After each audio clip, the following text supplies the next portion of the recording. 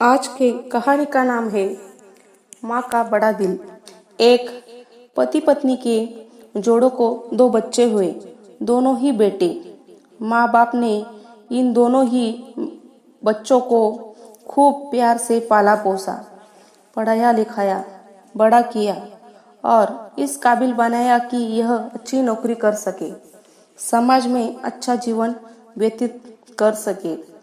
अपने बच्चों के लिए दिन रात कड़ी मेहनत करके एक बंगले जैसे 2 मंजिला घर बना कर दिया, ताकि दोनों बेटों शादी के बाद भी एक साथ लेकिन अलग अलग कमरे में रह सके, ताकि आगे चलकर कभी बंटवारे का विचार न आए और इनमें लड़ाई झगड़े ना हो।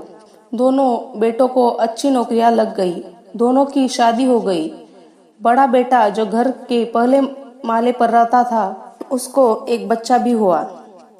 पोते का मुंह देखकर दादा दादी बहुत खुश हुए। सब ठीक चल रहा था, लेकिन थोड़े ही दिनों बाद बूढ़े पति की मौत हो गई। जब तक पति जिंदा था, दोनों बेटे और बहू माँ का सम्मान किया करते थे, और जैसे ही पति मर गया, दोनों बेटे और बहुएं हर दिन माँ की सेवा करना तो दूर, माँ को हर दिन खाना खिलाने के लिए भी राजी न थे। दोनों बेटा और बहुओं ने मीटिंग की और तय की कि माँ को खाना खिलाने की जिम्मेदारी बांट ली जाए, यानी कि 15 दिन बड़ा बेटा और 15 दिन छोटा बेटा माँ को खाने की जिम्मेदारी लेगा। जिन बेटों को बिना दिन रात देखे भूख ना होते हुए भी और मनचाहा खाना हमेशा खिलाने के लिए जो माँ तैयार थी, अब उसी माँ को बेटों के यहाँ पर दिनों के हिसाब से खाना दिया जाता था। माँ का दिल बड़ा था। माँ को इस बात की खुशी थी कि वह जैसे भी हो अपने बेटों के साथ रह रही थी, और इसी खुशी के कारण बेटों के द्वारा दी गई रूखी सूखी भी उसे किसी पकवान से कम न लगती। लेकिन दुर्भाग्य की बात तब हो जाती जब किसी महीने में 31 दिन आ जाते और उस दिन माँ को भूखा ही रहना पड़ता। एक बार जब बड़े बेटे के यहाँ 15 दिन तक खाना खाने की बारी चल रही थी, तब बड़ा बेटा अपने बीवी और बच्चों के साथ कहीं बाहर किसी फंक्शन में जा रहा था।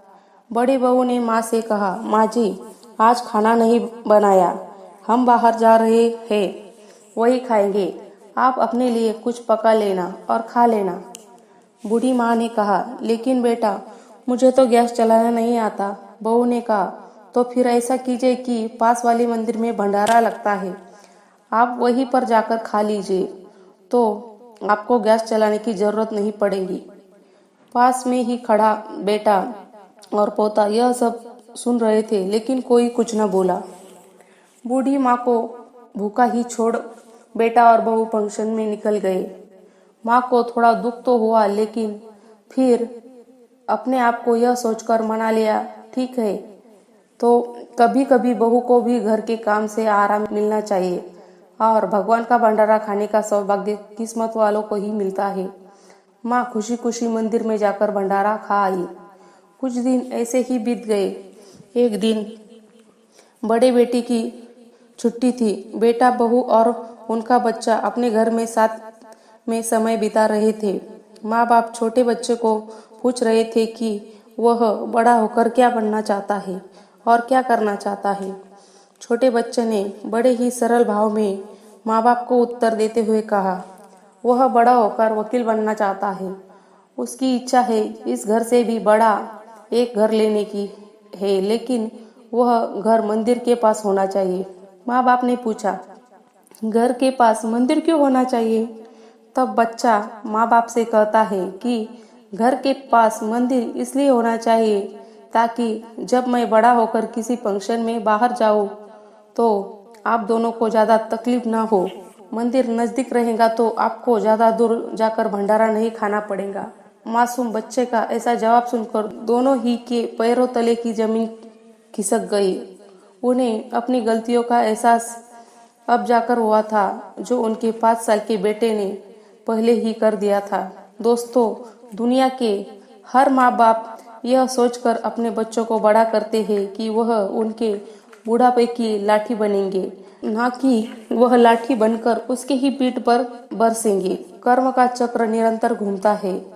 दोस्तों, आज जो तुम दूसरों के साथ कर रहे हो, आगे चलकर तुम्हारे साथ वही होगा, यह तय है। इसलिए हमेशा याद रखो कि दूसरों के साथ वैसा ही बर्ताव करो जैसा तुम चाहते हो कि बाकी लोग तुम्हारे साथ करें। मैं जानती हूँ दोस्तों कि यह भावुक करने वाली